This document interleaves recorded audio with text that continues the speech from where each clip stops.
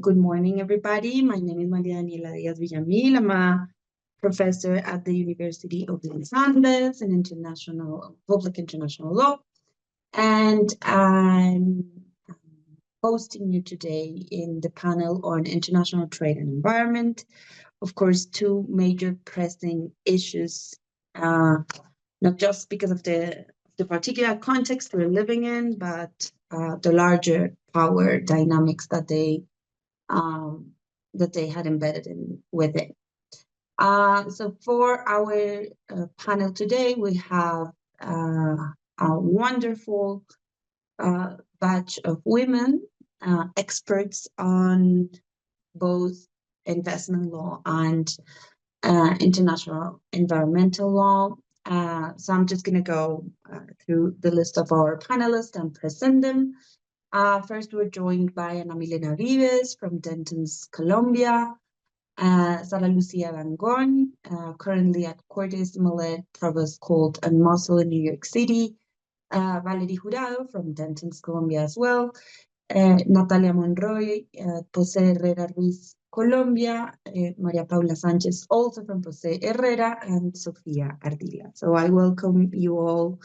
I know for at least all of you here in Bogota, it's very early and it's very cold. So you are superheroes because you are all dressed up and ready to talk very complex issues this early in the morning. So I'm just going to give a 5-minute introduction just to settle the ground and to understand why is it important today to discuss the intersection between international trade law and international environmental law. And I think there are two important issues to discuss relating to this particular topics. I would say we are today at a crossroads and probably like a sort of zeitgeist moment, a changing in times moment on international world order. This first 50 days of the Trump administration have proven to be very challenging. And I will just quote David Sager's op-ed for the New York Times yesterday on the first 50 days of the Trump administration to give a little bit more of context on what I mean in relating to this particular issue.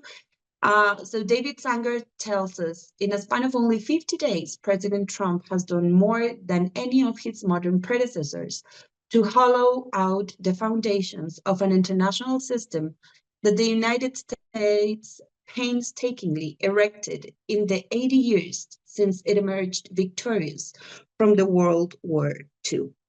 So probably you've heard in the last couple of weeks that the shift in international relations in the American or North American government, it's somehow mirroring strategies more closer to the 19th century big imperial power setting than that of a rule-based order that was the approach to international relations that the United States tried to champion after World War II.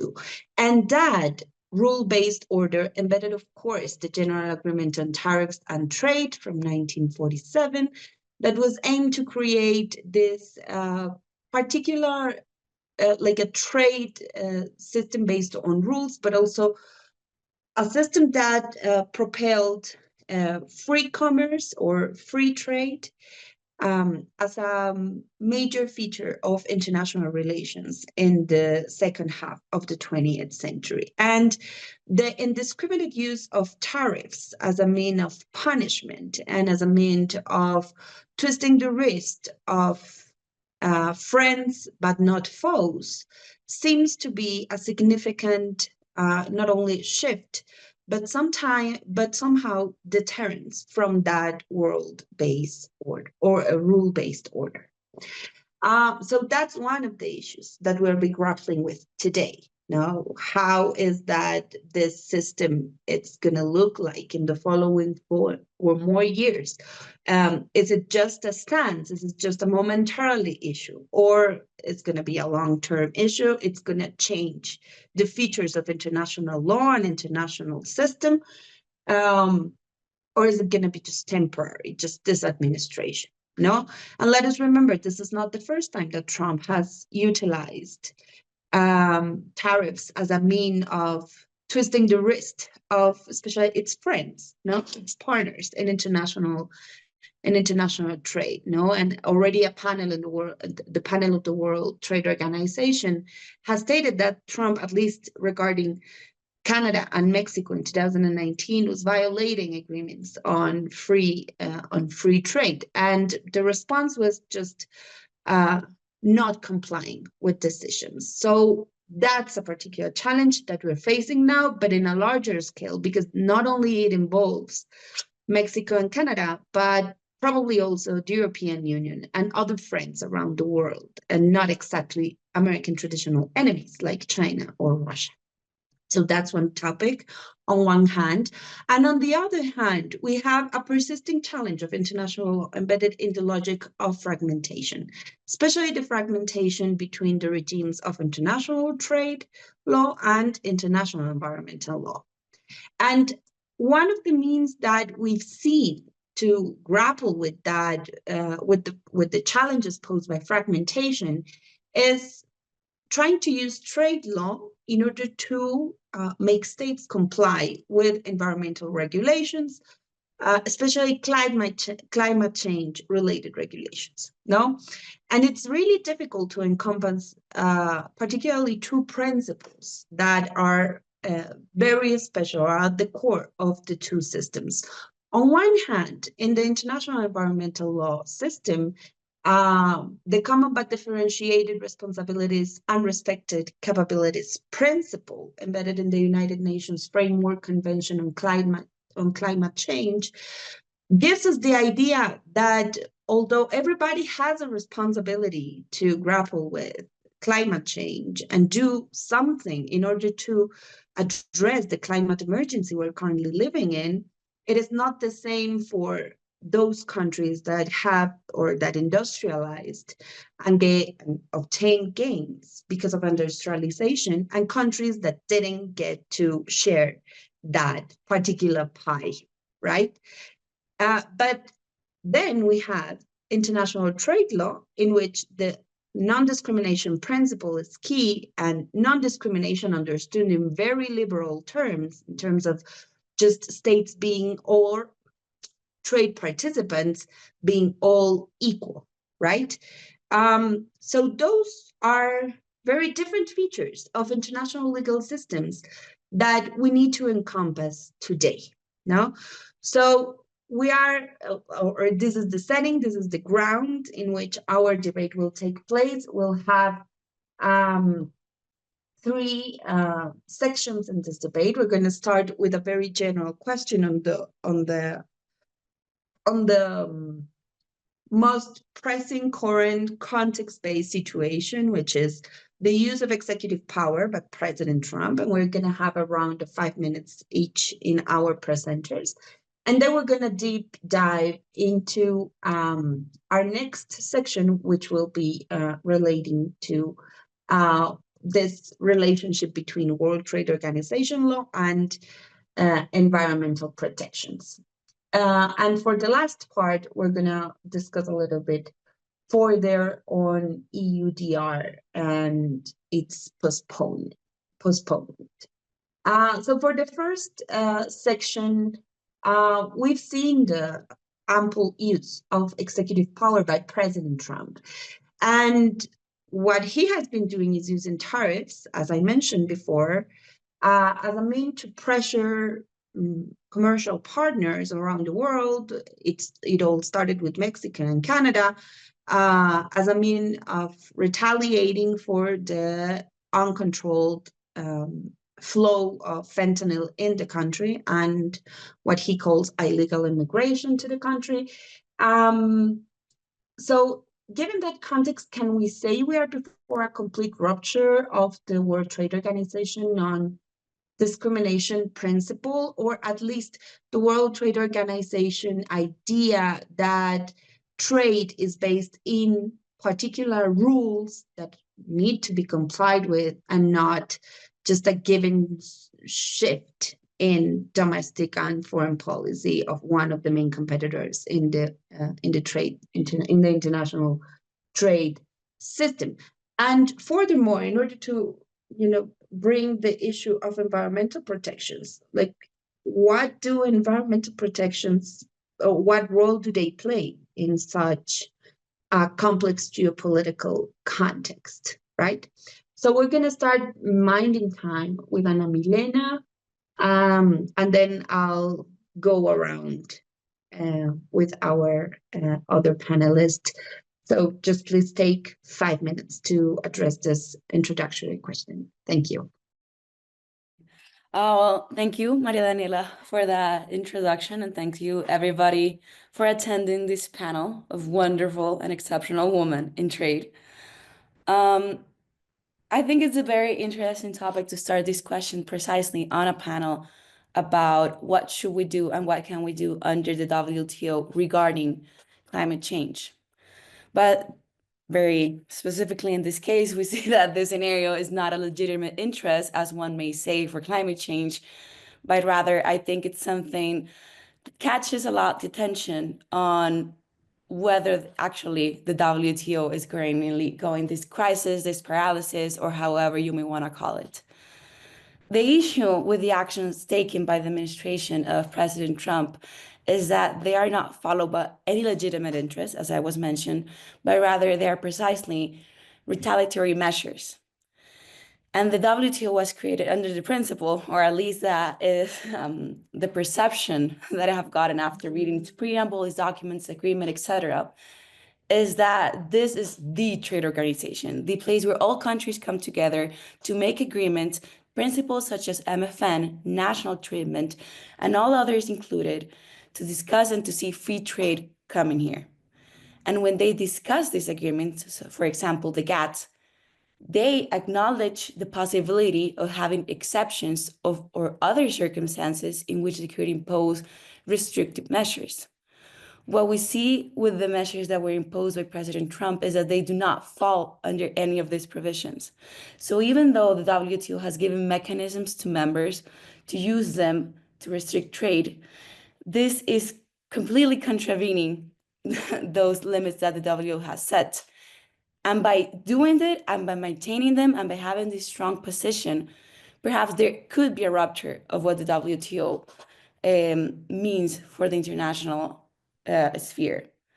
The issue is that, of course, could any country do this? No, not any country is in the position that the United States has. The country knows the advantage that it has within other countries. Its advantage in terms of negotiation in trade. The United States is the biggest importer in the world. So of course it knows that by just saying no to one country, such as, let's say, Colombia, by saying, no, we're going to impose tariff at 25%, 30%, of course, it's going to put them in a situation of emergency, because now many of its goods that were being imported are going to be being seen affected. So I think the biggest issue here is how one country can have such enough power in an international organization where supposedly all countries are made equal, where all countries were able to negotiate, but now one country is able to just impose. And it did not impose, as we know, only with this emergency tariff, as it may call it, but it has been action since 2018 with the paralysis of the appellate body, in which it said, we want to invoke the security exceptions as we wish. We're not accepting the decisions that the appellate body has made. And for this reason, we, one country, basically have enough power to give a paralysis to this whole system, the biggest system in trade in the world. So I do think that we have to see this use of tariffs with the other actions that the United States have made to see whether there is an actual rupture of the system. And when we add them all together, I do think that we're going that way. Because how is it possible that just one country can change as one organization as big as the WTO is working? Perhaps if we just see the tariffs on its own, this is not obvious, but of course we have to see the bigger picture.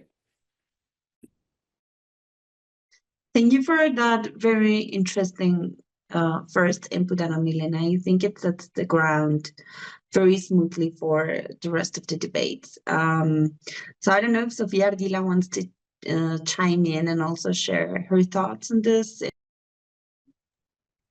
Thank you, Maria Daniela, and hello to everyone. Good morning.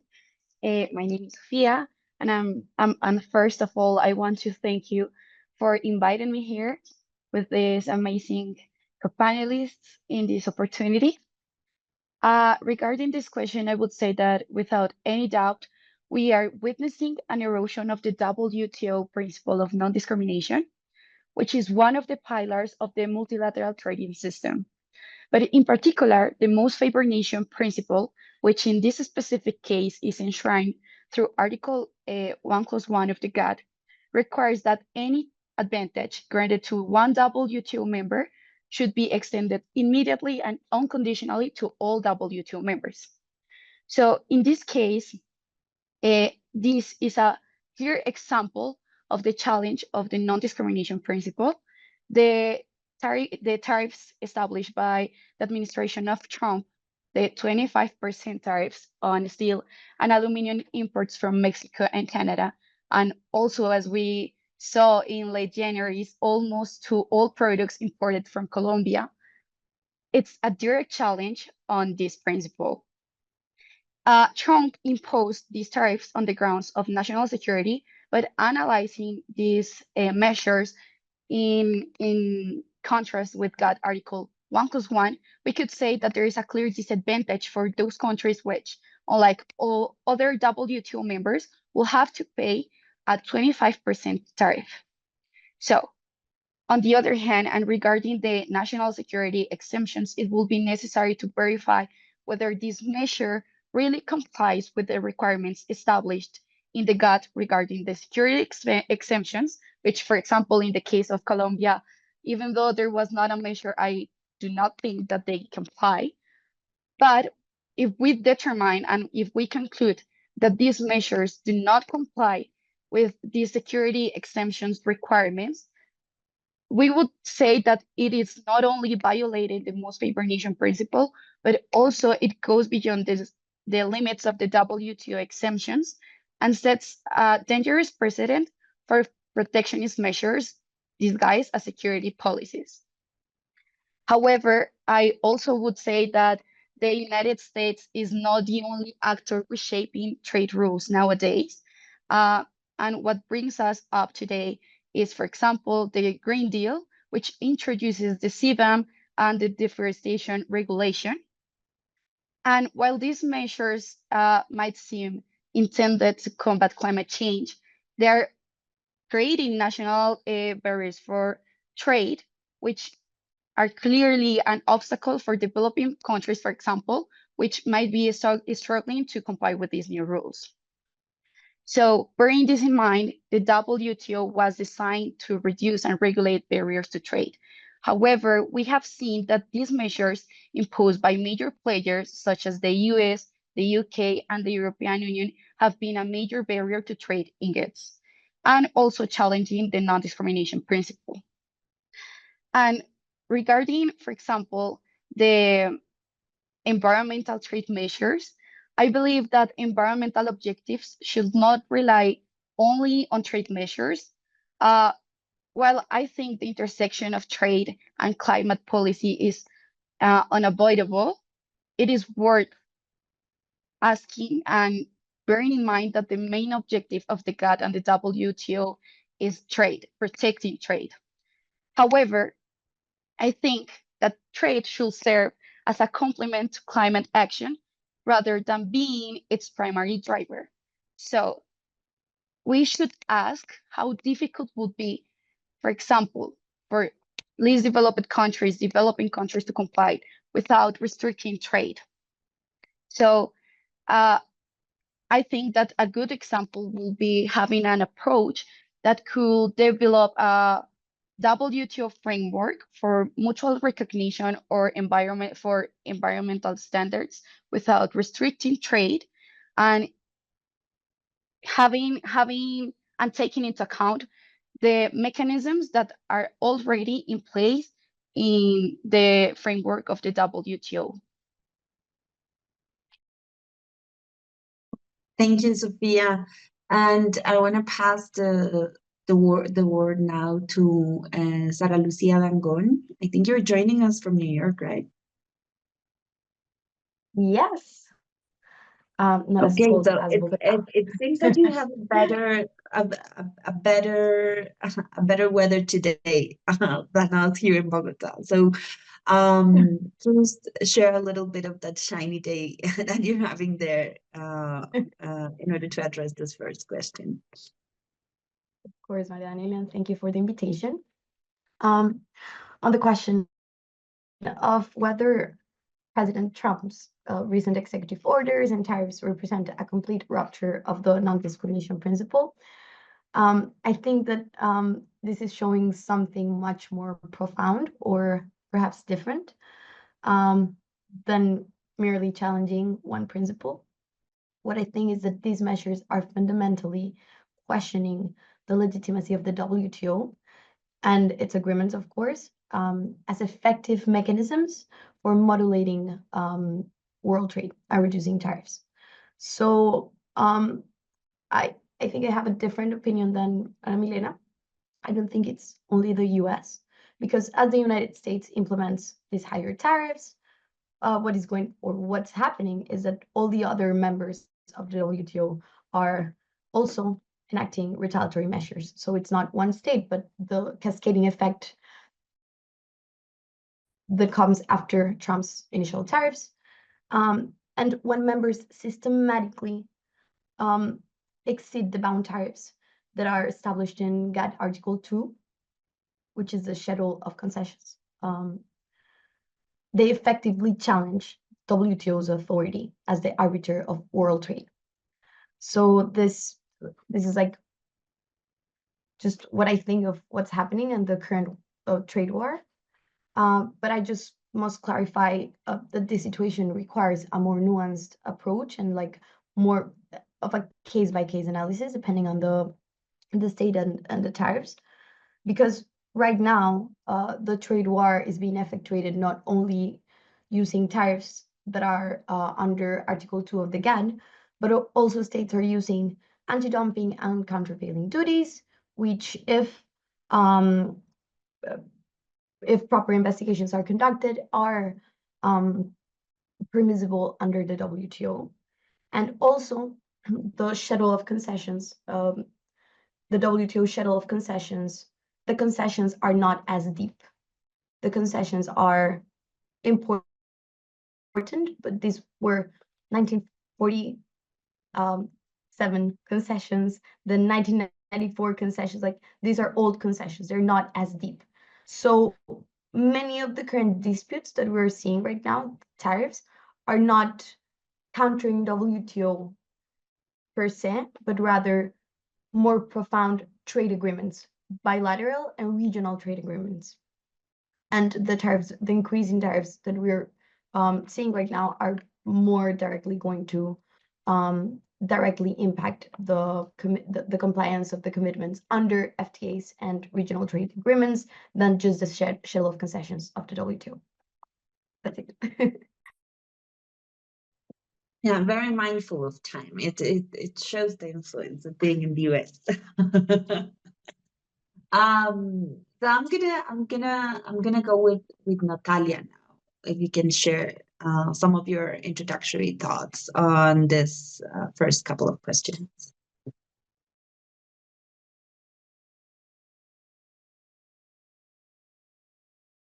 Thank you very much, Maria Daniela. Thank you very much to all of my co-panelists and for the organizers of the events. So I agree with my co-panelists. This is something to be concerned about. I agree with Sara regarding the fact that the actions that the US is taking is putting into question the legitimacy of the WTO. And as I prepared this panel, I was seeing a panel from Jennifer Hillman a couple of days ago, where she referred to the the conduct of the US as a rule-breaking conduct.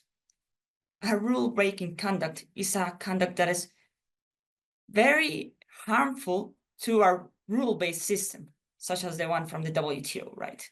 So when we're seeing unilateral tariffs, unilateral measures, that's something that's against what the WTO was created for, right?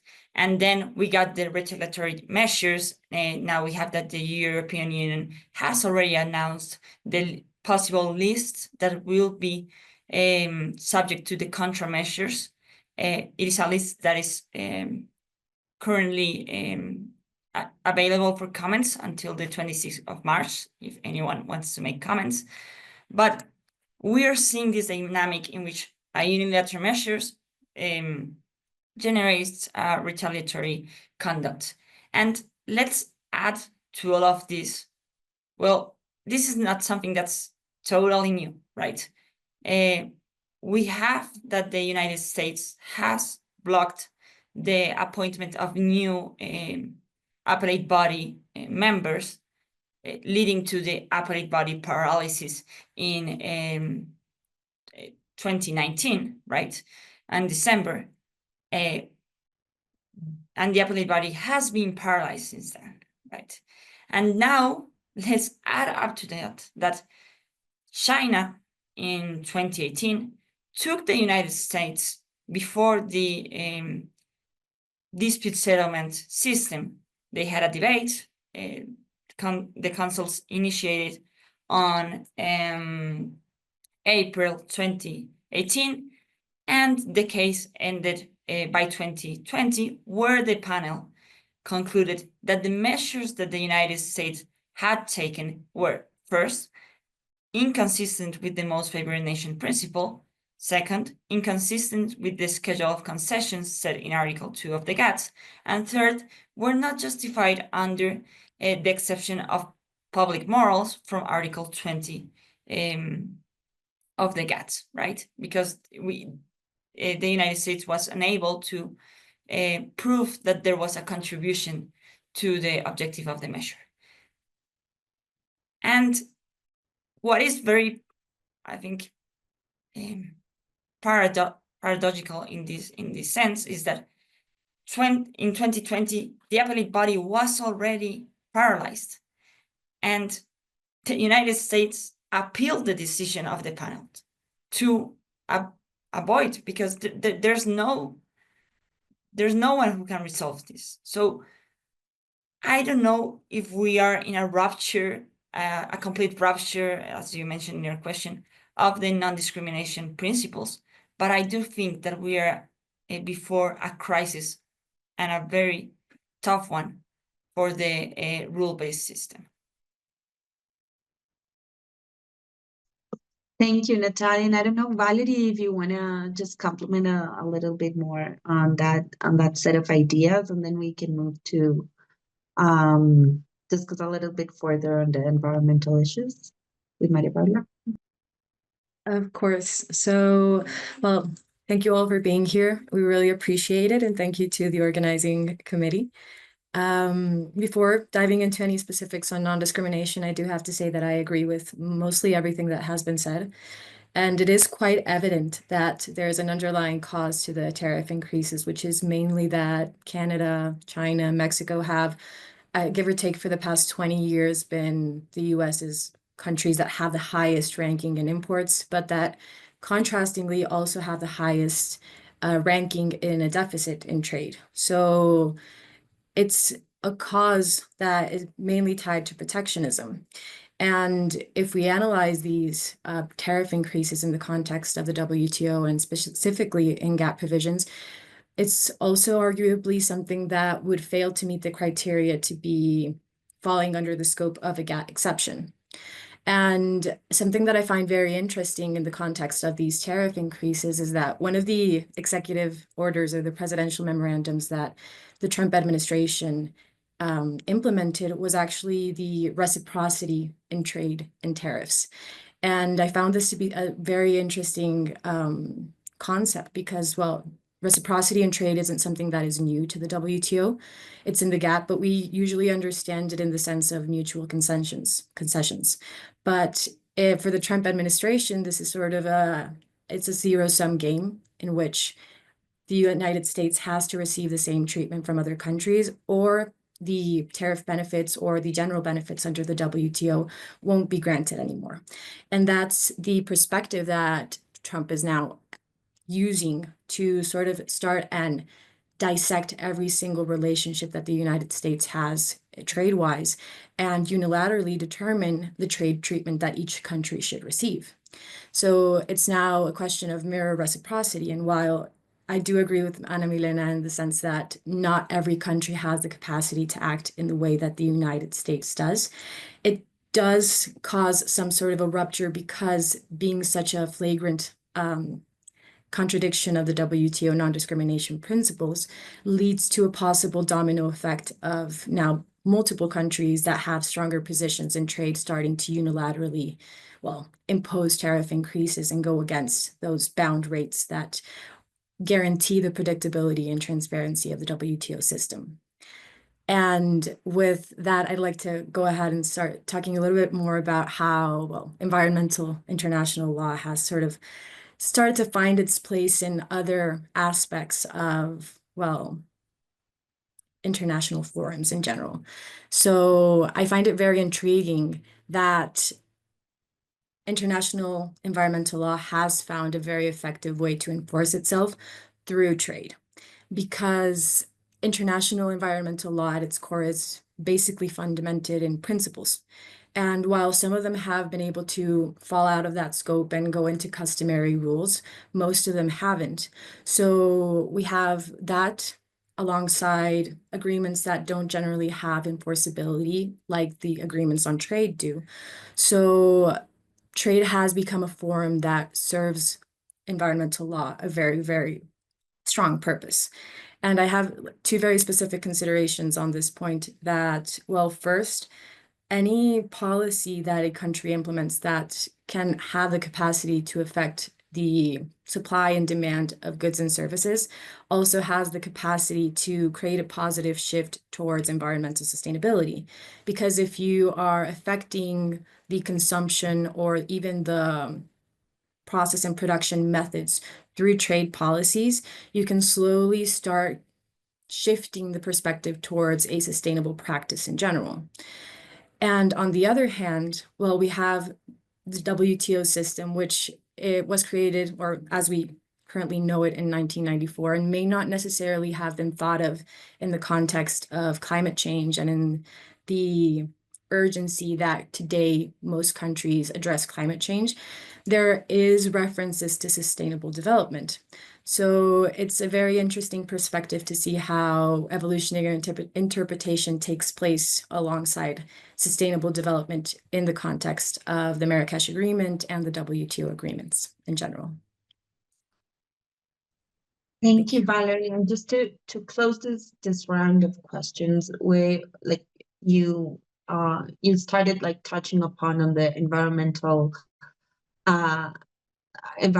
law and the ways it is or it can utilize or use international trade provisions and measures in order to make it more compliable, one might say.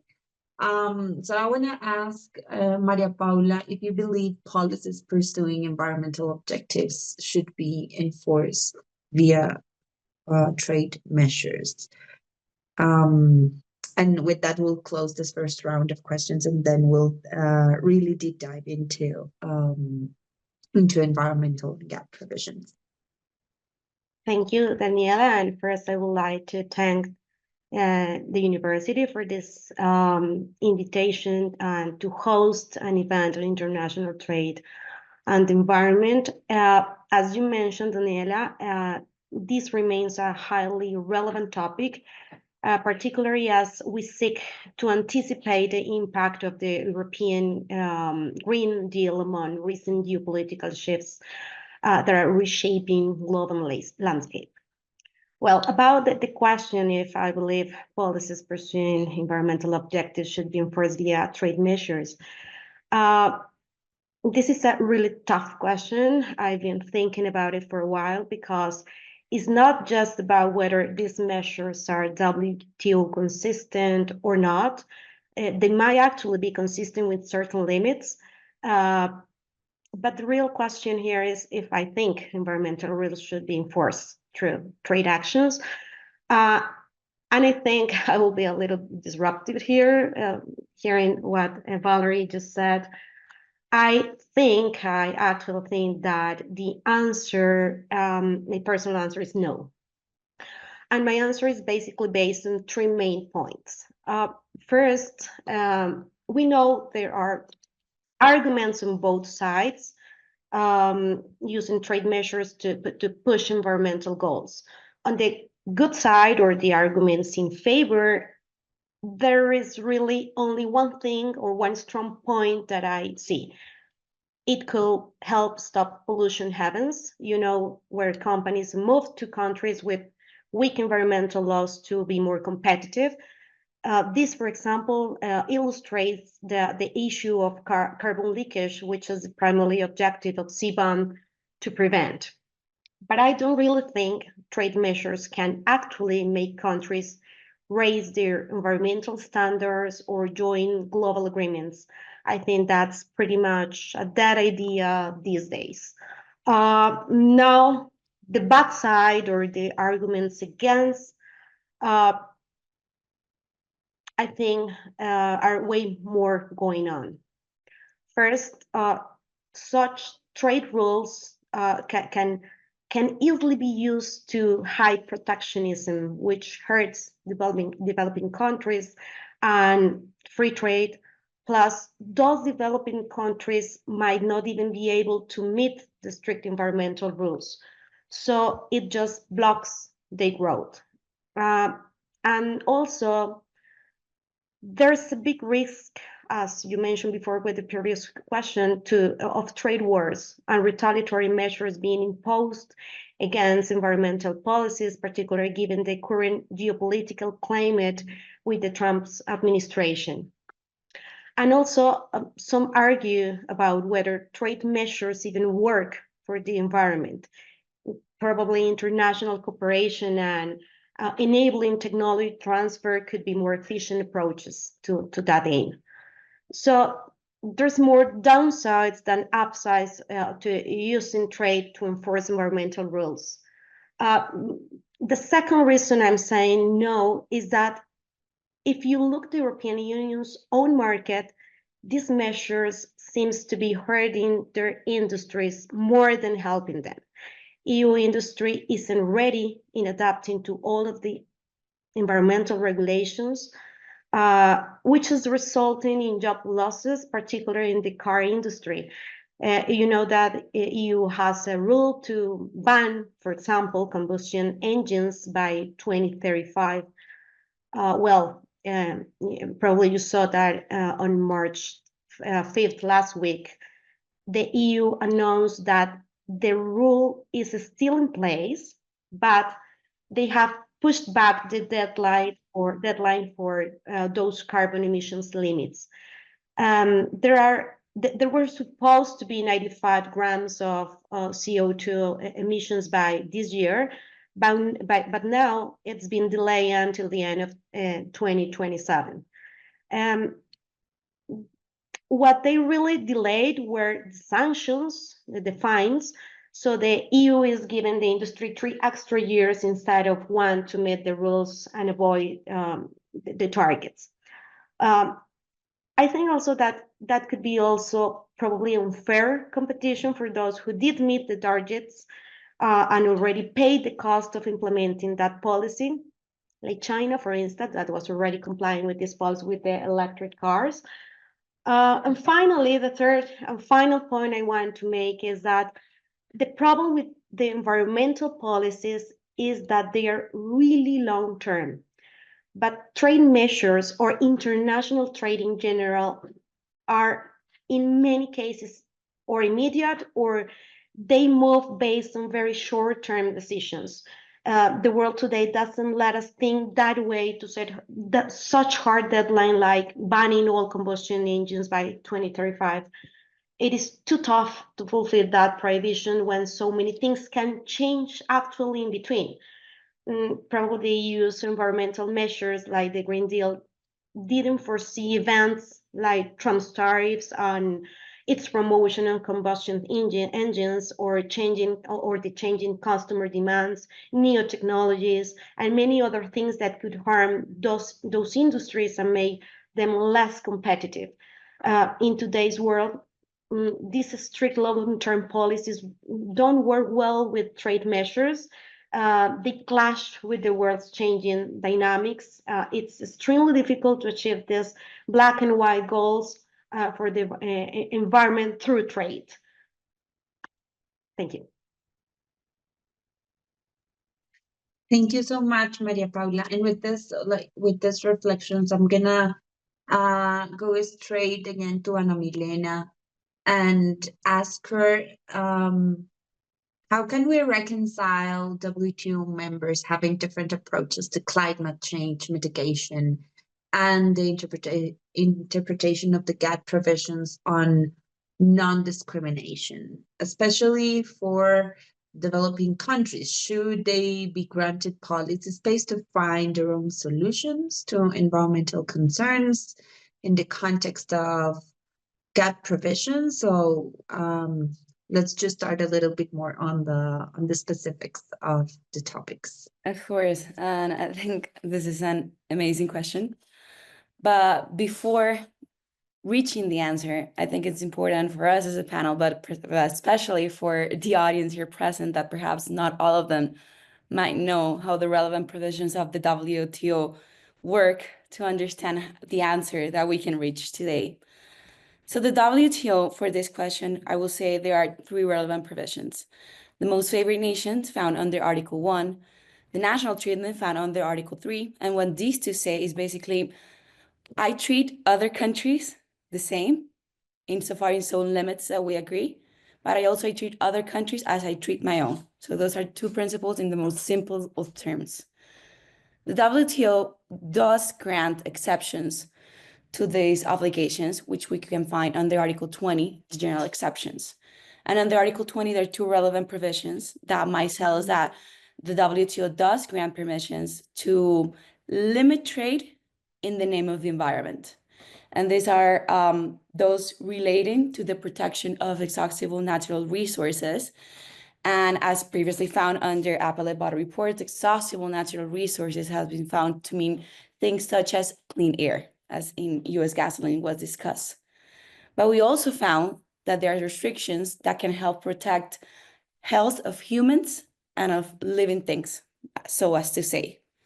And this can also be related to the protection of the environment, because precisely, if we have a clean environment, we have good health. If we have pollution, if we have contamination, we can have as a consequence bad health on citizens. The issue here is that, does these 2 provisions pose as enough for the protection of the environment? And I don't think that they do, because in the end, these are exceptions.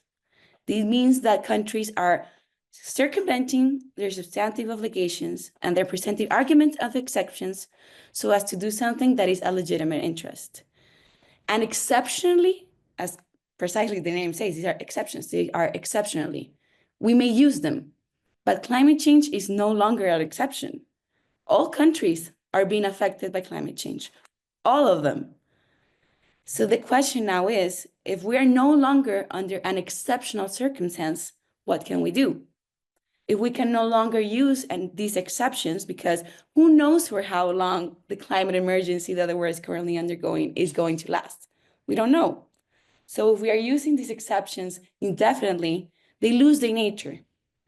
But then that leaves the question, what allows us under the WTO to pose restrictions under the name of the environment? And if we go again to the obligations, the substantive ones, we see that in reality, they aren't. We can make interpretations of the common but differentiating principles set in the Marrakesh Agreement or the recognition that not all countries are made the same. But once again, these are not enough, because what these are telling us is that not all countries must contribute the same, but they do not tell us whether these countries can impose restrictive measures in an indefinite manner on a topic such as climate change. But now we see, well, at least this is my opinion, we see what perhaps my other co-panelists might say on this topic. The question that you posed me, Maria Daniela, is focus on what can we do with developing countries and developed countries. And for me, this is a big issue, because just by the nature of the nomenclature, how can we know which countries can do and which countries cannot?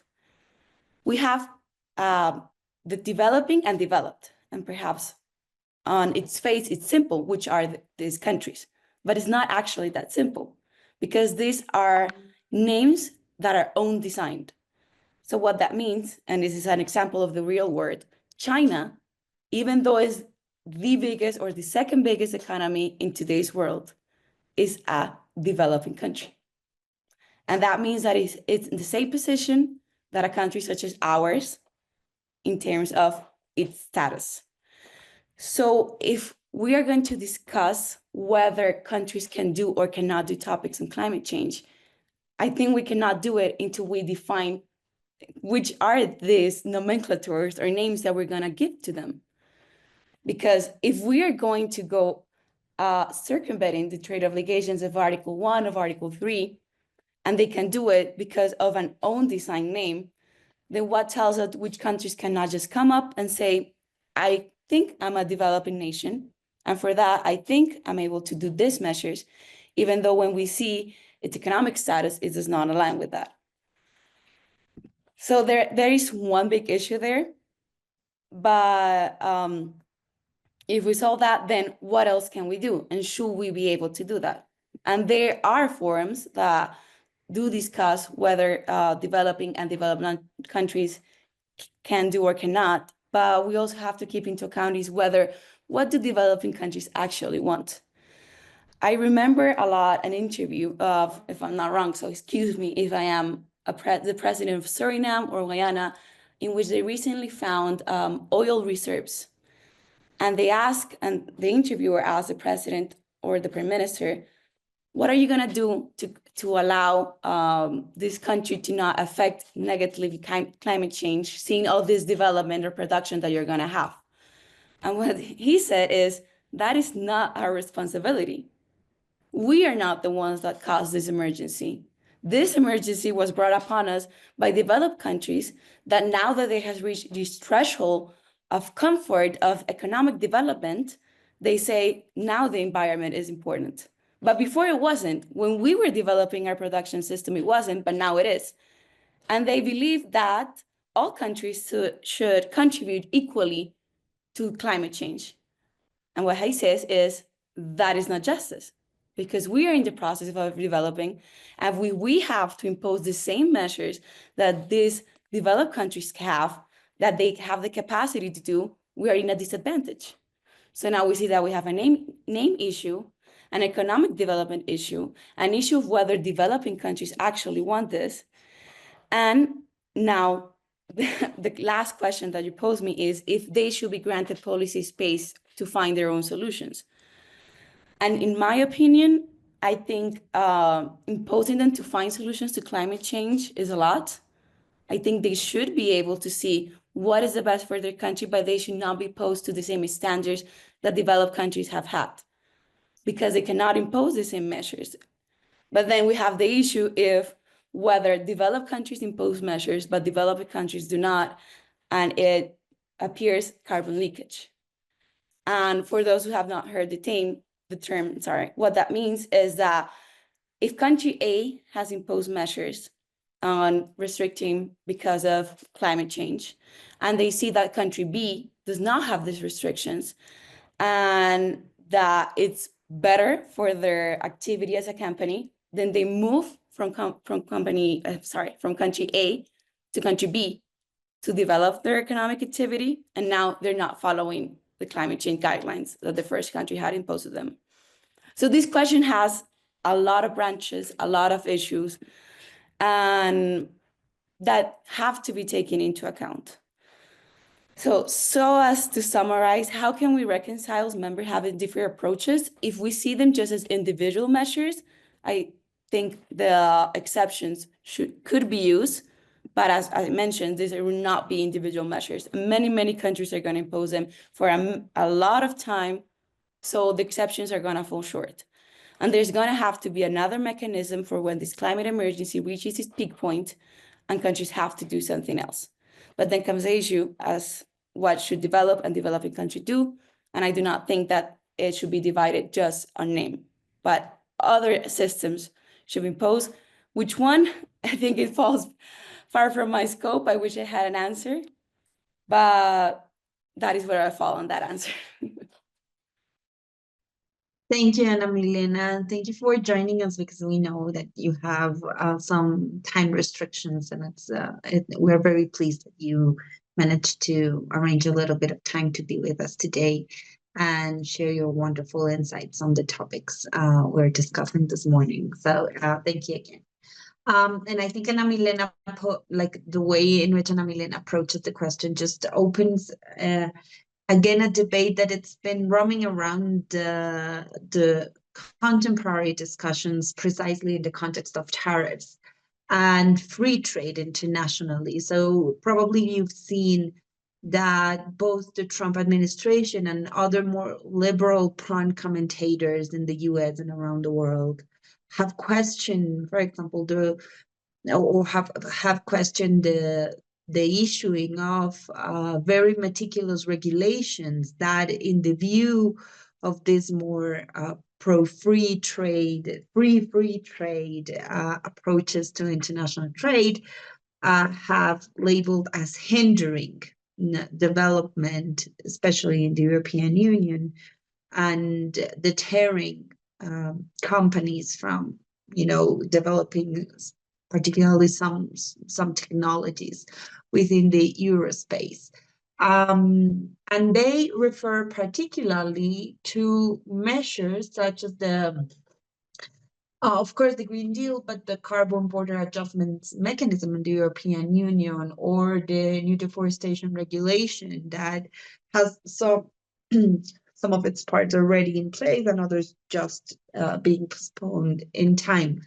But those regulations have raised the question, and they are at the heart of this panel, of course. They have raised the question on whether those mechanisms are actually in the benefit of a greener trade or are hindering the possibility of having a trade that is favored not only to the environment, but to the, of course, disparate distribution of power in the world, which is an issue that Sofia, of course, Ana Milena touched upon just a few minutes ago. So I want to go to Sofia and ask her, particularly in the context of the GATT Article 1 provision, how should it be interpreted in regard to those measures like the CBAM, the UK CBAM, the EURD? And do you consider those measures to be discriminatory in the context of what discrimination means within the GATT? Because, of course, international law has many other interpretations as to what discrimination means. But in this particular context, that means equal treatment under the law. Do they represent a violation of that principle? Or how should we, if there is a possibility, to interpret that particular provision in a way that it's compliant with the general principles of international trade law? So please, Sofia. Thank you, Maria Daniela. I'm going to answer first your second question regarding the inherent violation of the WTO non-discrimination principle. As it was said before, to properly analyze this, we must remember that the GATT was originally drafted in 1947, and it was designed primarily to protect international trade, not to regulate environmental policies. So nowadays that we have GATT 1994, well, For example, the WTO agreement preamble acknowledged environmental protection. The GATT itself lacks a clear framework for integrated environmental concerns into trade obligations, except for example, as Ana Milena mentioned, the general exemptions.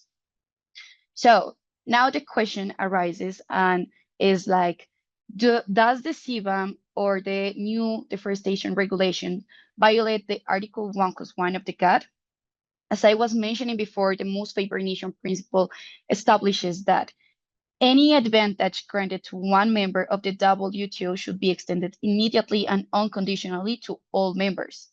And both the CBAM and the deforestation regulation challenge this principle by imposing differentiated trade requirements based on environmental criteria, which are not related to the product itself. In this sense, it is important to remember that previous cases of the WTO in the WTO context, such as, for example, the panel report Belgium family allowances and, for example, the panel report Indonesia autos, have established that in the context of GATT Article 1+1, there cannot be any condition that is not related to the import product itself. So if there is any condition that is not related to the product itself, it will be directly inconsistent with this article. Regarding, for example, to the CBAM introduces a carbon cost on imports based on the emissions associated with their production. And in this sense, I think there are two main legal concerns. The first one is creating a new market condition. The carbon pricing effectively introduces an extra requirement for entry into the European and the UK market, which I think it's clearly inconsistent with GATT Article 1+1. And the second one is a selective application of trade restrictions. Countries that fail to meet CBAM requirements must pay a carbon tax, whereas, for example, those who have a similar scheme would not have to face this trade barrier. This specifically goes against this requirement of not extending immediately and unconditionally, explicitly stated in GATT Article 1+1. I think it's interesting because even though this measure might seem as origin neutral, it can result in de facto discrimination. Considering what I was mentioning before, there is a condition non-related to the product in like products. So previous panels, such as, for example, the Apple Body Report in Canada Autos have recognized that the violation of the GATT Article 1+1 prevents both de jure and de facto discrimination. So in these cases, while the rule might be origin neutral, in the practice, it establishes a new condition for the importers, and this challenges directly the non-discrimination principle. But in my opinion, I believe that this interpretation of the de facto discrimination and also GATT Article 1+1 creates a difficulty for measures that, for example, in this case, seek to establish a condition that in some way is legit, as in the case of, for example, a border adjustment. So I think that it will be worthwhile to reconsider these requirements in this new context, as Valerie was mentioning before, the evolutionary interpretation or acknowledging the contemporary concerns that we are facing today. Now, regarding the deforestation regulation, this measure bans the sale of products linked to deforestation unless importers can prove compliance and strict traceability requirements. I think that this is a really well-intentioned measure. However, I think, and the major concern, it brings up two main concerns. The first one, the regulatory asymmetry. Developing countries or least developed countries face higher compliance costs, making their exports less competitive. And on the other hand, and regarding the WTO violations, if exporters cannot meet these requirements due to the lack of resources, it will be in breach of the most favored nation principle. As I was mentioning before, there is a clear condition for some countries to access into the European Union market. As I was mentioning, these requirements that are non-related to the product constitute a direct violation of the GATT Article 1+1. However, if we analyze only Article 1+1, I think that it would be in breach of WTO obligations. However, as my co-panelists were mentioning before, there are some general exceptions in the GATT framework. And I think that due to those exemptions, I cannot argue that these measures should be directly discarded. Instead, I think that they challenge us to rethink how WTO rules can be better accommodate environmental priorities without undermining trade principles.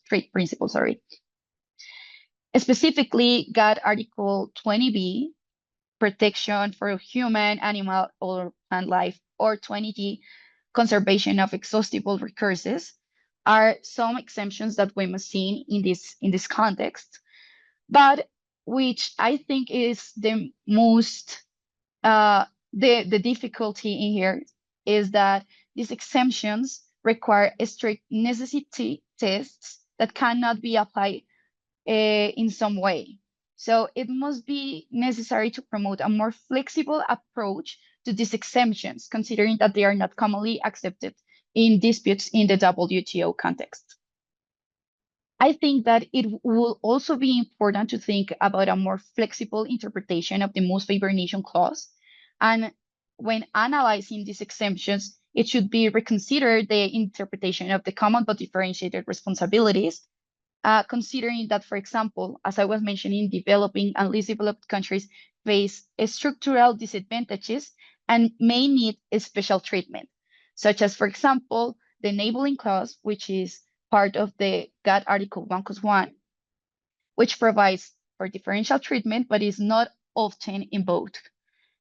In this sense, I think that in this context, it's necessary to approach a cooperative. It's necessary to have a cooperative approach among WTO members, as I think of course, it's important to protect the environment, the climate change, but also in the framework of the GATT provisions, it is also important to protect trade.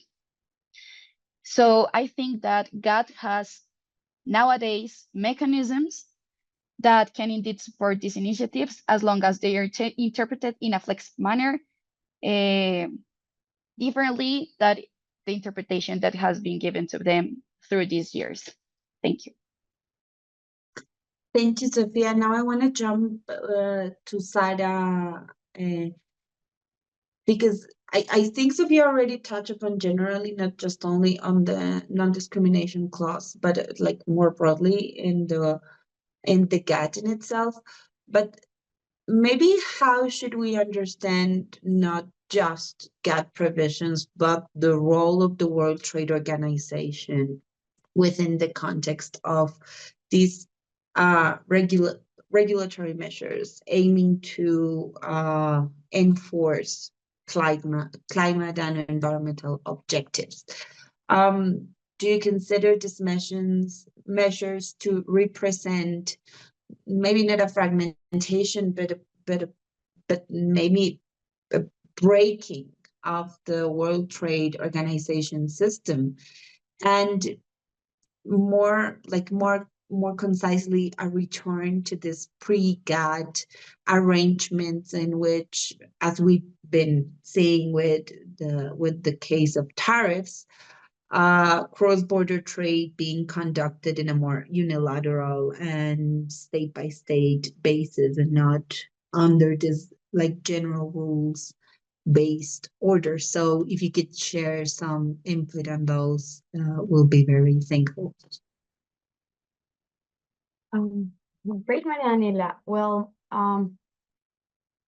if I'm understanding correctly, your question is how measures such as the CBAM and similar CBAM measures are or not showing a fragmentation of the WTO system, correct? And a return to the pre-GATT. So if I have the correct understanding, my opinion is that your question really touches upon an underlying discussion, which is very interesting. That is, which should be the relationship between the WTO and environmental measures? And maybe a more extreme one, should there be any relationship at all? And that is something that has been discussed. But to give you a very direct answer, no, I don't think that CBAM and measures similar to the CBAM are showing a fragmentation of the WTO system, and I don't think that this is showing a return to the pre-GATT era of unilateralism. In fact, the WTO accommodates, as Ana Milena mentioned, accommodates to the fragmented environmental laws. And we have this in GATT Article 20, exception 20G and 20B in particular, referring to natural resources and measures necessary to protect human, animal, and plant life. And also, as maybe we could see in Sophia's intervention, the potential WTO disputes concerning the CBAM and similar measures are going to really hinge on the particular facts. So I think it would be simplistic to assert that WTO rules are categorically shaken or affected by these measures, because that would assume that the WTO does not allow these measures, and that is well, that's not the structure of the WTO. But even if I do not think CBAM and related measures show a fragmentation of the WTO system or a going back to the pre-GATT era, I think they're showing something much more profound again, and deeper. What I think this is showing is that the current system we have, both international environmental law and trade law, WTO bilateral regional trade agreements, are not fit for the current challenges that we are facing. The system is not prepared for what's happening. And that's bigger than saying this is a problem of compliance or not compliance with the WTO. Rather, this is an issue of the system is not working, and there's a fundamental issue. What is the issue that I believe this CBAM and related measures are similar measures are showing? The issue is that they're showing that states that want to enact stringent environmental measures are facing a catch-22. They currently find themselves in an impossible situation of having to resort to unilateral trade measures when they enact environmental stringent domestic laws, because there's no way out. So the problem right now is that the system is so unfit for what's happening that unilateralism is the only way forward if we don't act and change the system or propose a way out. So why do I think that there is a fundamental issue that the system is not responding to? The issue that I have, well, my opinion of the issue is that although trade and fair trade requires uniform or harmonized regulations, regulatory environments, attaining this global uniformity or harmonization is virtually impossible for environmental matters. So I'm going to first refer to why is harmonization or uniform regulations relevant for trade, and then I will refer to why this is impossible in environmental matters. So starting with trade, why is harmonization or doing trade among countries with similar harmonized regulations relevant? First, consistent regulations promote market access and alleviate compliance costs for importers. Second, harmonized regulations result in consumer confidence by establishing common safety and quality benchmarks. But more importantly for our topic, uniform regulations reduce the risk of regulatory arbitrage. And what is regulatory arbitrage? As you know, globalization has reduced the costs associated with moving goods and services across jurisdictions. So cost is no longer a factor for trading or for deciding to trade. So as costs drop down, to look for more efficiency and improve their competitive position, firms are locating their production facilities, headquarters, and their legwork, their production in jurisdictions with more favorable regulatory regimes. And in our case, this would be more favorable environmental laws, more favorable in the sense of less costly or less stringent, more flexible. So this regulatory arbitrage distorts both trade, but also investment flows, as labor production leaves countries having stringent environmental or very costly environmental domestic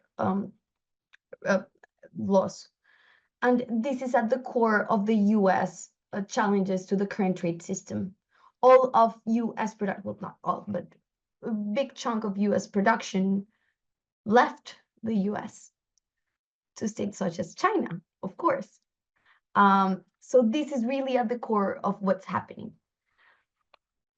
But so for trade, we need states that have similar environmental laws, because absent dissimilarity or harmonization, we have industries flocking out of countries with high environmental standards. To which countries? China, Latin America perhaps, and which countries are left without production?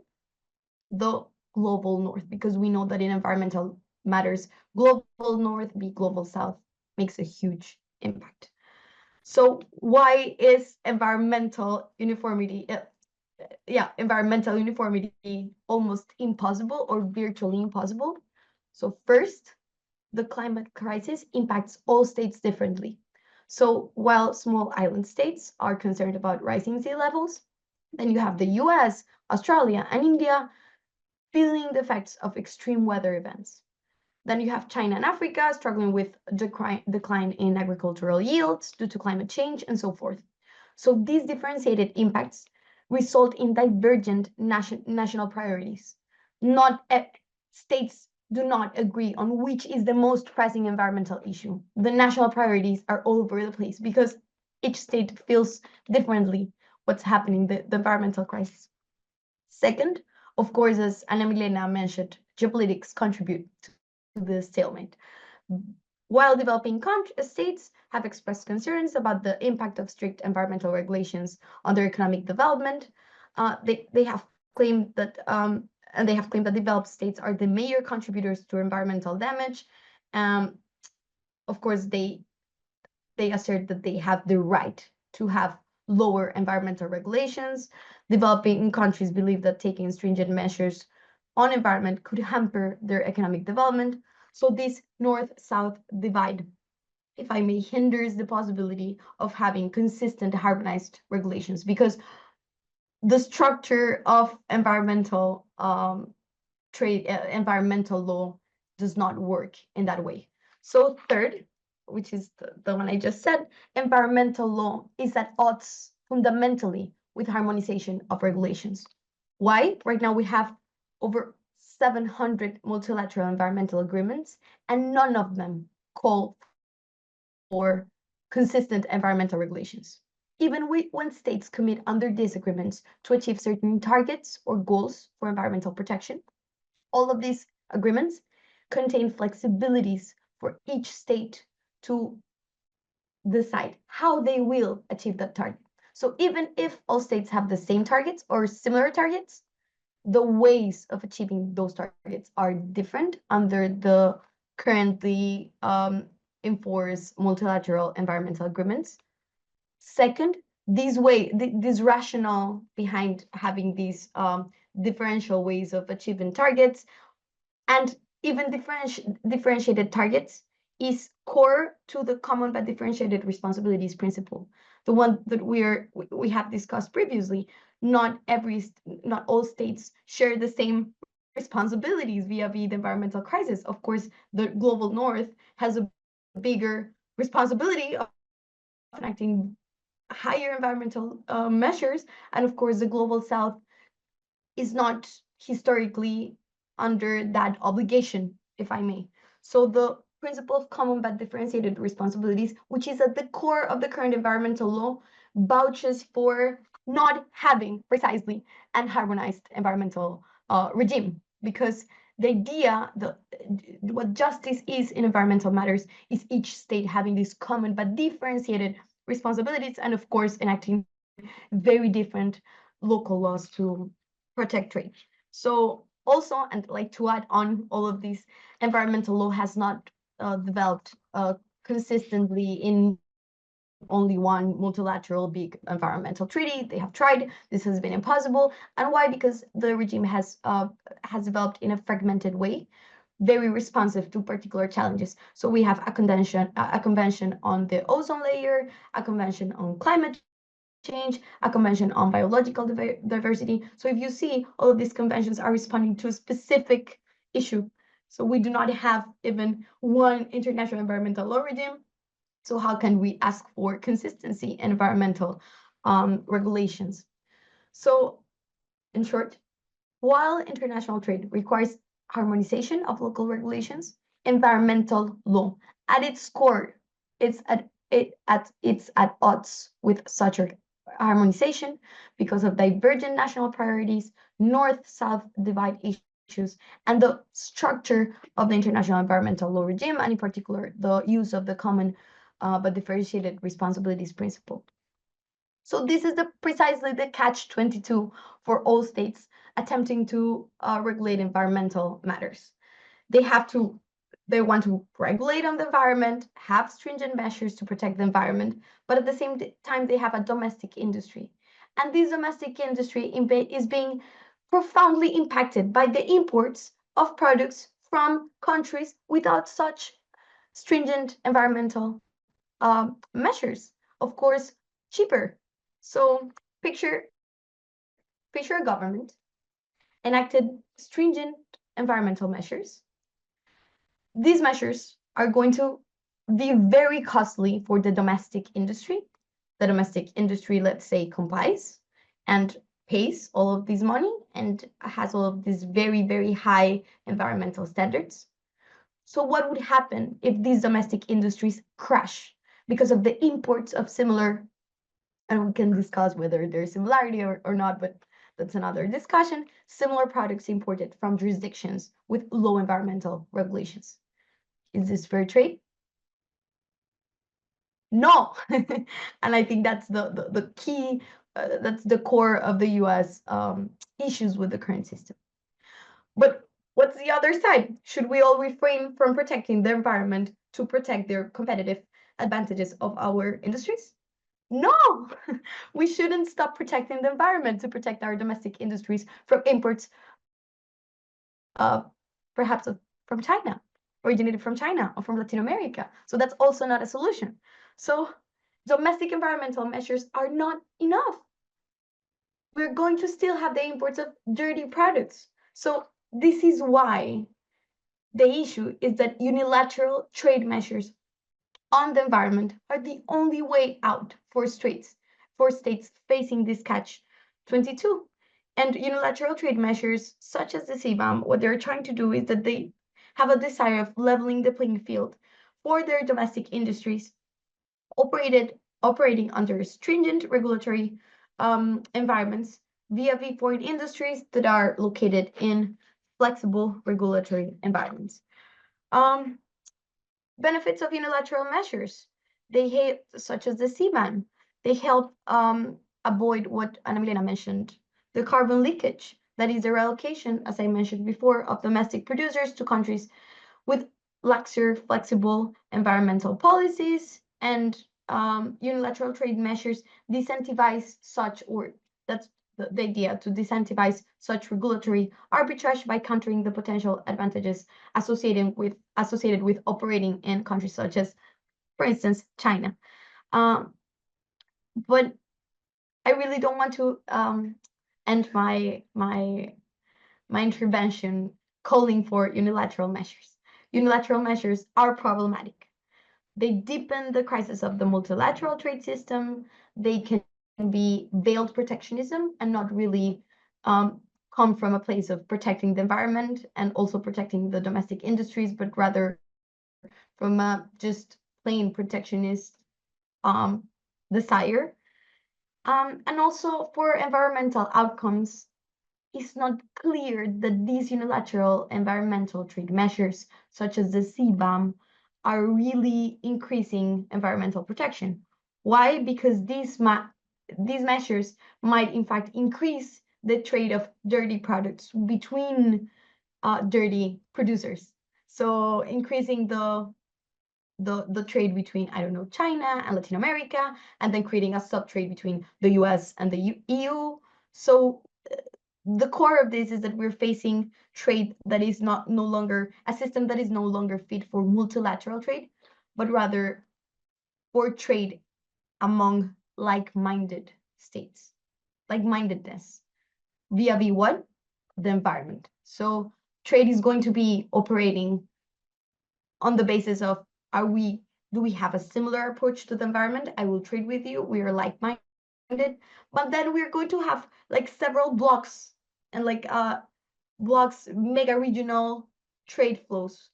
And these blocks are really protecting the environment, because then we are going to have a block that is very dirty and does not care for the environment. So what's the solution?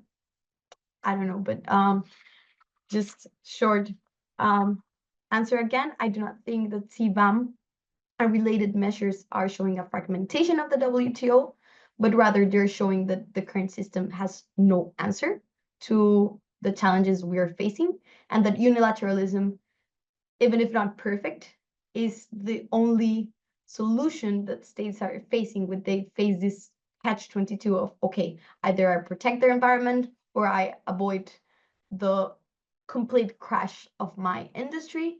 So maybe my call is not for not using the WTO or not using international environmental law, but rather of finding a new way forward, having more agreements on how to protect the environment, and in some way achieving some sort of solution that is not unilateralism. So new negotiations, I don't know.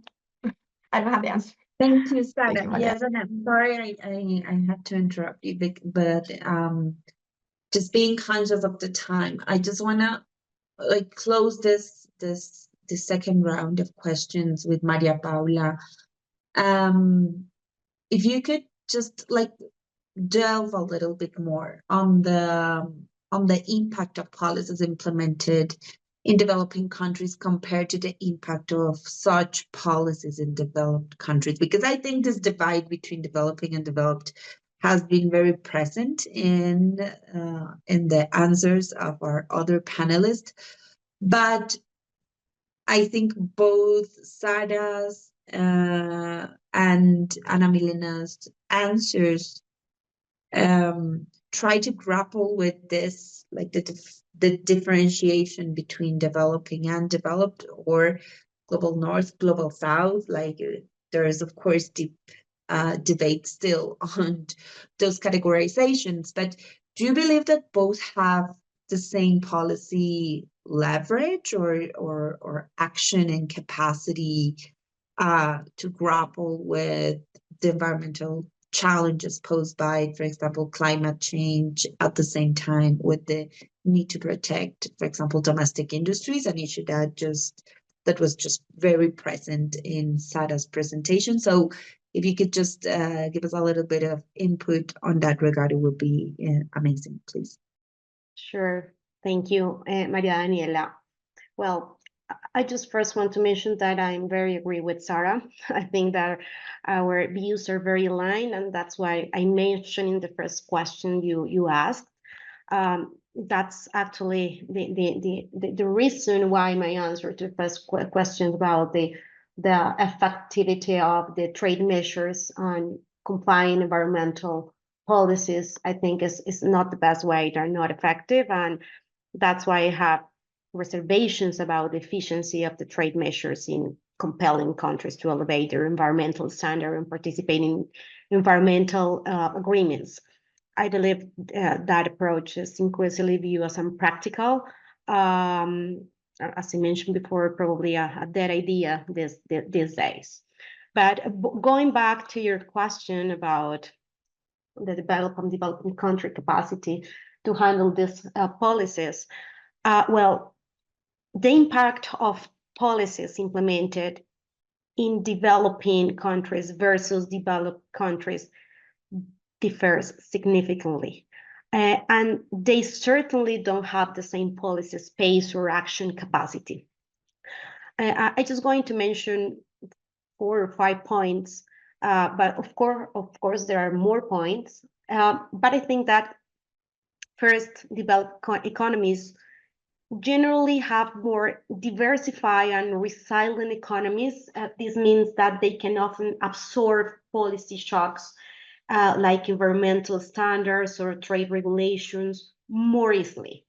On the other side, developing countries often have economies more reliant on specific sectors like agriculture, raw materials exports, making them more vulnerable to those environmental standards and those policies. And this is our case in Colombia, that we are, of course, affected by the CBAM and affected by the anti-deforestation policies. Those are exactly the goods that we export to the European Union. Second, developed nations usually pose stronger social safety nets, like unemployment benefits, subsidies, incentives, tax incentives, or other incentives to ensure business can actually comply with those policies, with those emission tracking, certification, sustainable trade requirements, etc. And this can lower negative impacts on environmental policies or trade measures. In developing countries usually don't have that capacity to do that. The third point is that developed countries tend to have better infrastructure, transportation, technology, and a stronger institutional capacity like regulatory agencies. And this makes the policy implementation more efficient. But developing nations usually often face infrastructure limitations and weaker institutional capacity, hindering effective policy implementation.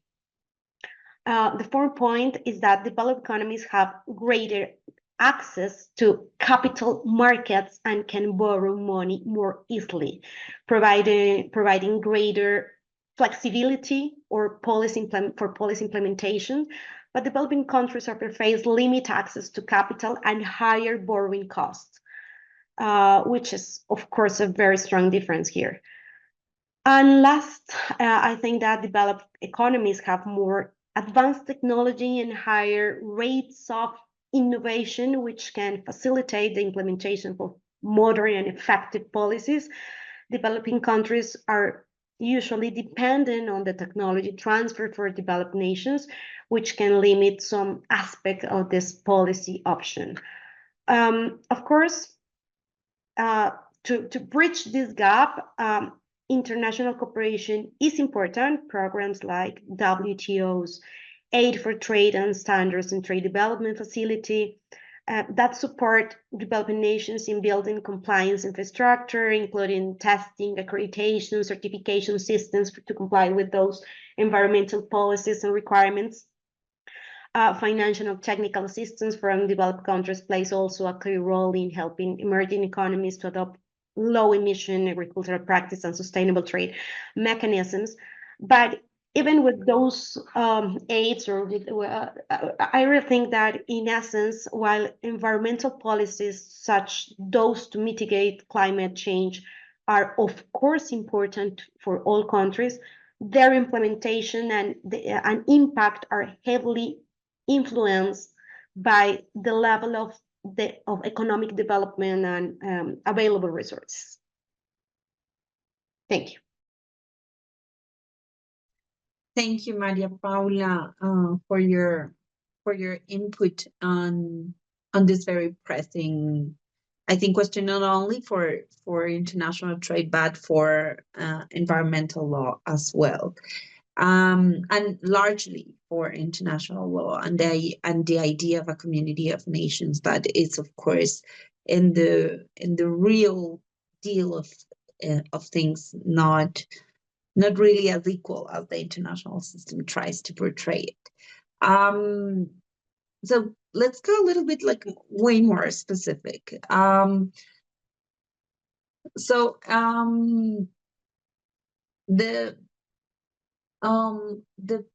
European regulation on deforestation, or the EUDR, was postponed recently. It was supposed to enter into force, or full force, on December last year, with a few exceptions.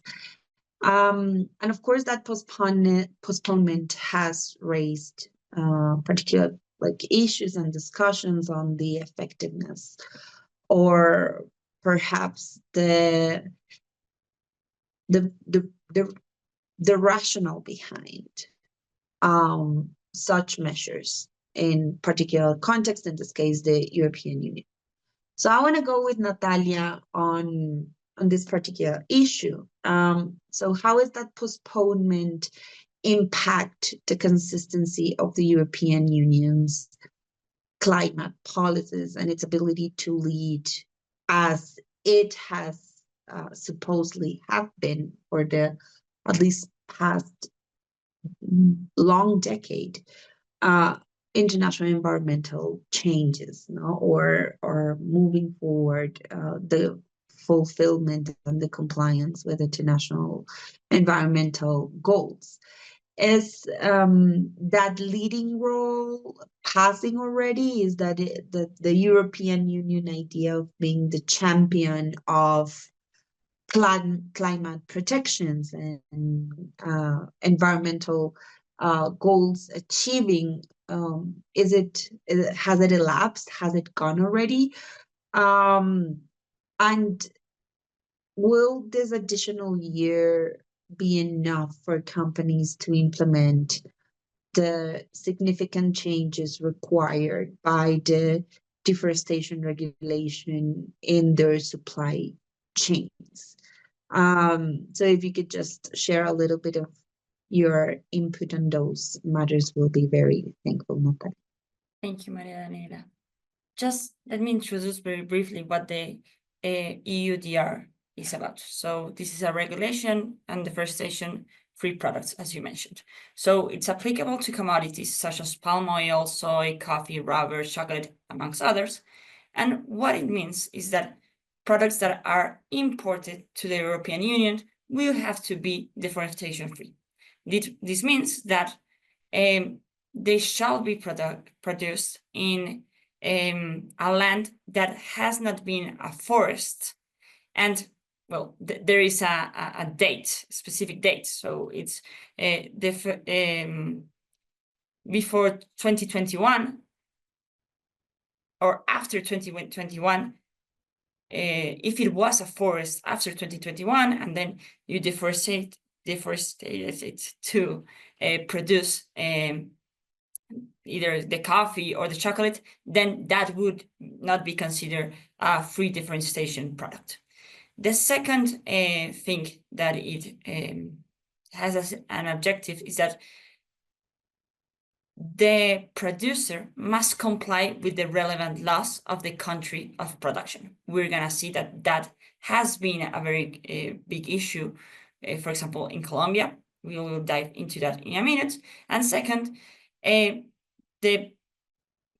company that is importing to the European Union must do a due diligence in the country of origin to collect information, assess the risk, and mitigate the risk. That's basically what this regulation is about. It will demand, for example, for all the products to have a traceability among the supply chain. So, for example, the geolocalization or referentiation of where did this product specifically come from, and through satellites, they will confirm if it was a forest or not before the mentioned date. So this is the regulation, and though it's a European Union regulation, it has the particularity that it generates effects abroad. So, for example, in the case of Colombia, though our main commercial partner is the United States, what we mostly export to the European Union actually are these kind of products: coffee, palm oil, chocolate.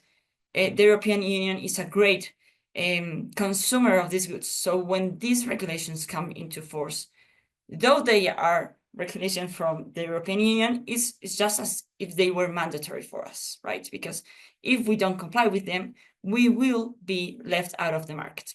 So in Colombia, we actually were rushing into trying to comply with this before the date that you mentioned. But the thing is that this regulation has been confronted with a series of challenges.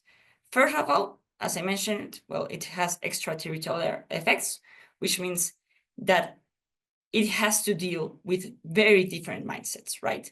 So when we are talking about, for example, Colombia, actually, some of the panelists had the opportunity, and I had the opportunity to go to Geneva last year for the John Jackson final round, and they have a totally different mentality as to environment, recycling, which is miles away from what we're thinking here in Colombia, right?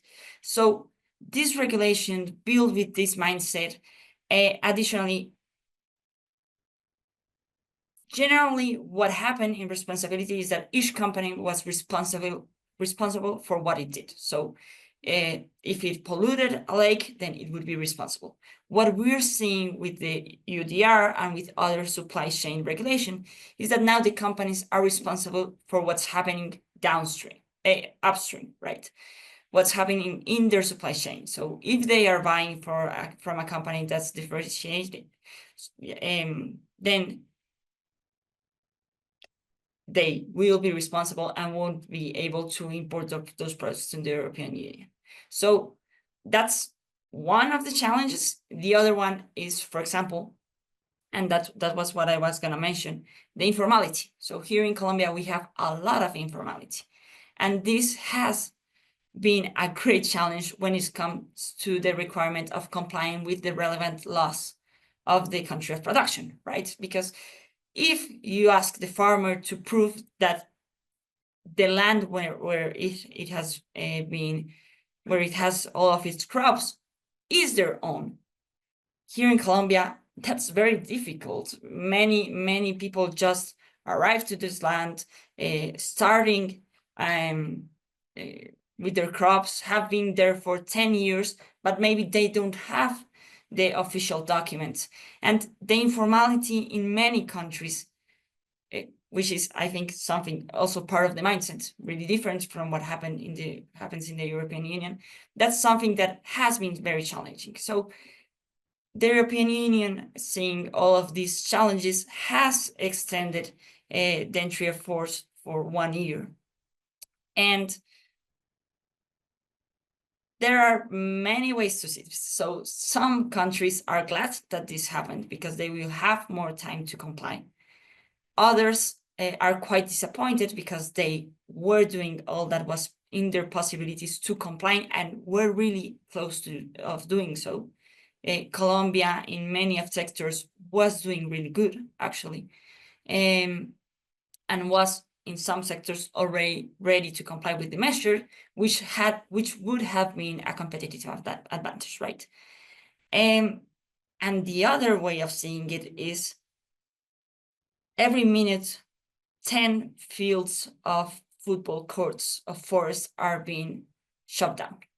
This means that by the end of this conference, more than 1,000 football courts will be shut down.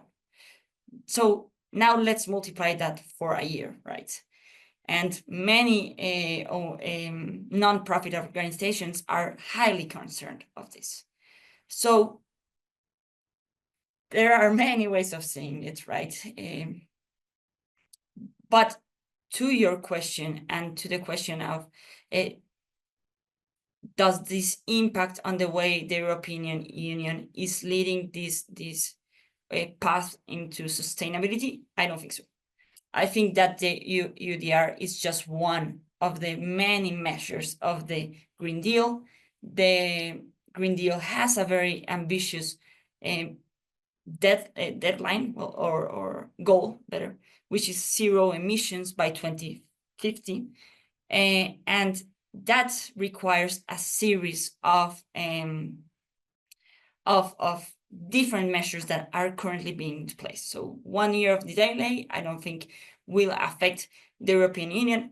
What I am currently concerned about is the geopolitical factor, because now we're seeing that, or at least what we've seen in the last couple of weeks, sustainability is not at the top of mind of the United States.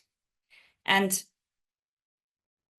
all of these measures of sustainability require costs and affect the competitiveness of the company. So if there's a major player that is not paying attention to sustainability, then, and the European Union is requesting higher standards, there will be eventually a crash. And we're seeing that, or at least I think we're seeing that on the omnibus proposals. So the omnibus proposals are a way of the European Union to try to harmonize two goals: sustainability and competitiveness. And the idea of this proposal is basically to simplify the measures that tend to sustainability. So simplify the carbon adjustment measures, simplify the reporting and due diligence obligation, the reporting on sustainability obligations. And the idea basically is to reduce in a 25% the administrative burden that both the companies from the European Union and companies that will be exported to the European Union will have. And so I do think that that is a result of what we're saying right now in the geopolitical scenery. The sustainability keeps being at the top of mind of the European Union. So I do think that we will keep on seeing how the European Union will keep on leading this discussion, but taking into account the competitiveness and this new player in the field, or well, this new position of the United States in the field. Thank you, Natalia. And just to wrap up this very interesting debate or this very interesting discussion, I want to ask Valerie if you consider that the EURD indirectly constrains other countries to adopt internal measures that align with the EU standards. And of course, this question is charged already because EU standards, as we mentioned earlier, and you all have, or at least Natalia and Sarah had mentioned earlier, well, the EU standards are somehow propelling other or at least seeking to propel other countries to compel with environmental regulations and that, of course, in terms of geopolitical matters, positions the EU as a champion of environment regulation. So, of course, that's charged in the sense that regulations like the EURD are, of course, seeking to make European Union's trade partners compliant with the views that the European Union has on what matters in international trade, in this case, what matters being environmental protection.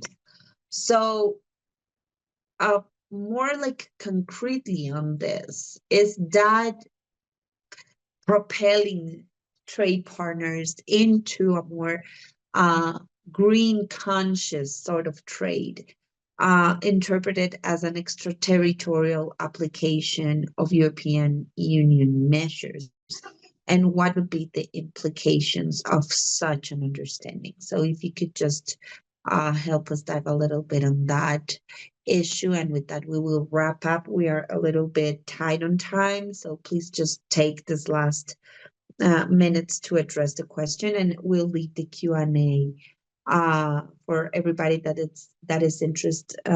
Please just share your questions via the chat option in the Zoom platform, and we'll be very carefully addressing those questions via email because of course we need to respect the time of our panelists and our attendees. So please, Valerie, go ahead.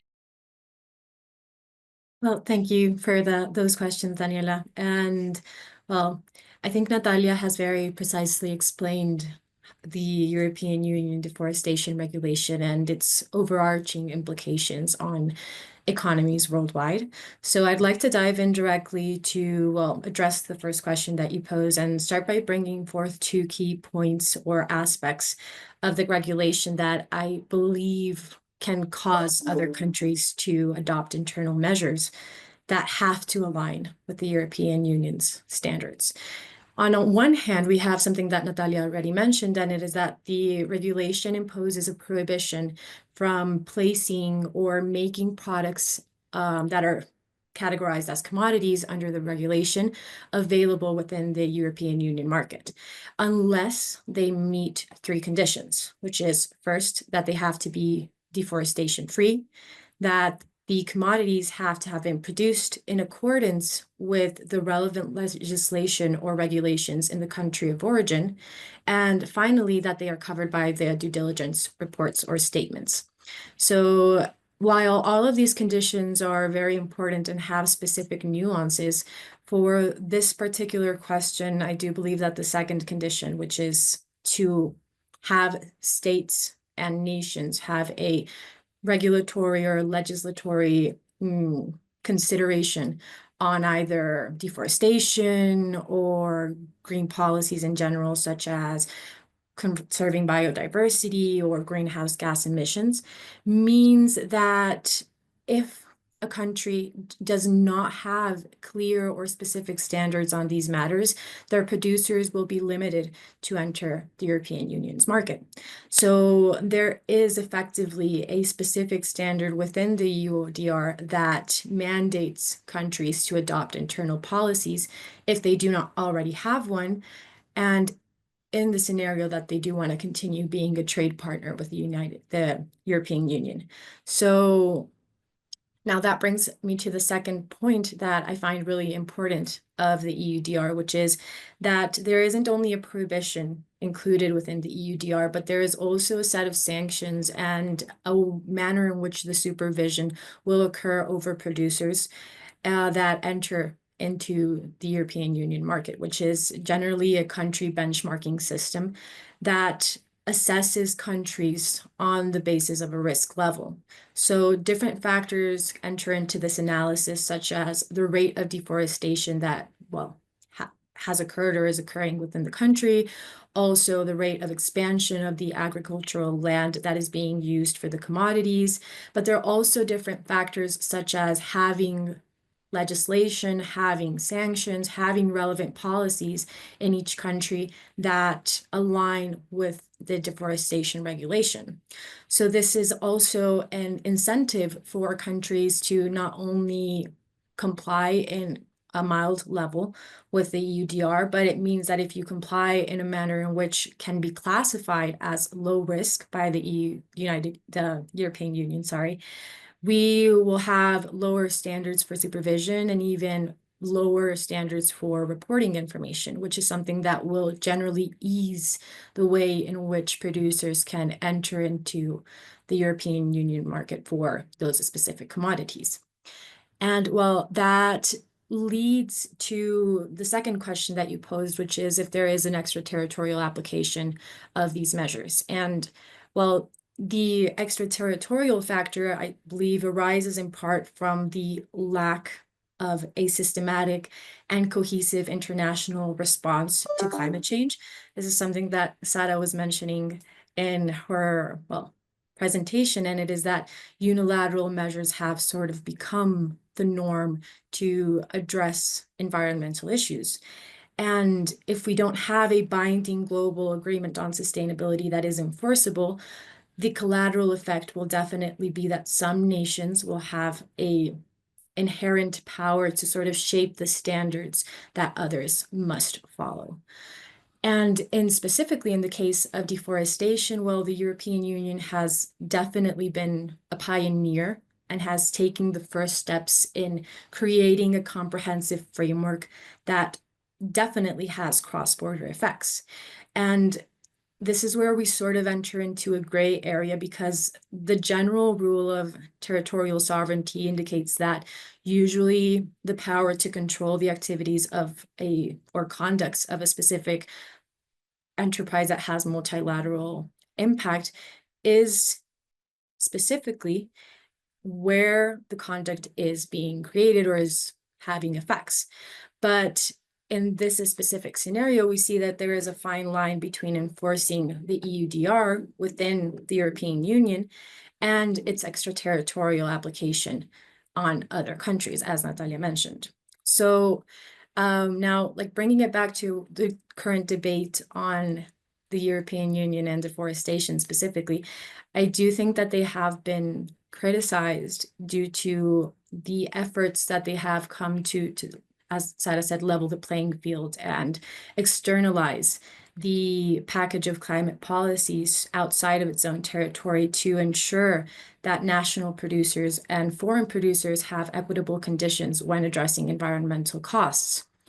And this has led to some conclusions that there is legislation outside of the European Union, that there is an extraterritorial impact, especially when we consider that the application of the European Union deforestation regulation is dependent in a lot of factors on conducts that are occurring outside of the European Union.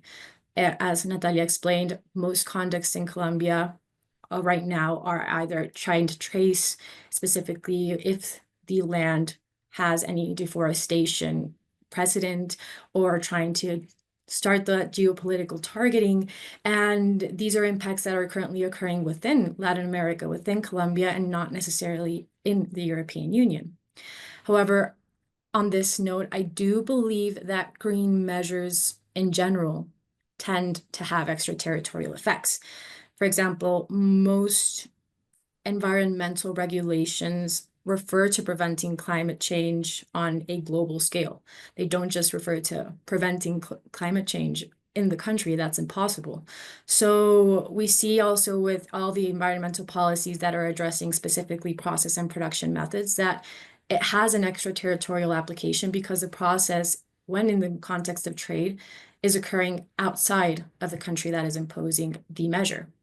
So the ultimate problem or the ultimate challenge lies not in having extraterritorial effects or not, but in balancing the nation's actions and the nation's measures with global cooperation, and ensuring that any type of measure that is imposed in the context of environment and trade doesn't inadvertently create barriers or inequalities for other nations that do go outside the parameters of the principles of the WTO, as Milena and Sofia were explaining previously. So I would like to conclude with a personal opinion, and I do have the same feelings of Sara and Natalia, specifically on how environmental law isn't robust enough and that unilateral measures are necessary right now. I do believe that the European Union has found itself in a unique and challenging position by implementing such a complex and comprehensive green package of regulations. And while these measures may not be flawless, and certainly they could benefit from some refinements, especially on matters of non-discrimination, such as were described previously, it is important to recognize that there's no specific blueprint to address these matters. And what the European Union is doing is responding to a necessary and urgent problem. And while it may not be perfect in the context of trade, climate change will not pause and wait for a perfect solution. So well, thank you for your time. No, thank you, Valerie, and thank you to all of our wonderful panelists. It was such an insightful and well-versed, as you can see.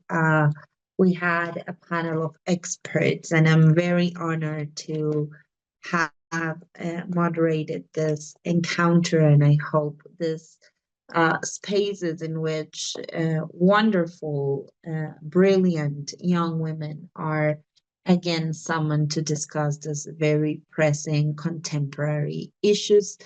Not only because it reminds us how amazing women are and how important are their voices in international legal academia, but more importantly, how younger generations should be in charge of the discussions, not only regarding trade, but of course, climate emergency and the devolving of a very strange and new sort of weird international order that we're witnessing right now.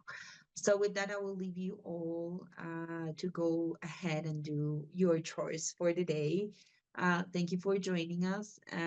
Thank you again to our panelists. Thank you, of course, to the Global Debates area of University of Los Andes. And we'll see you the next time. Thank you so much. Goodbye, everybody.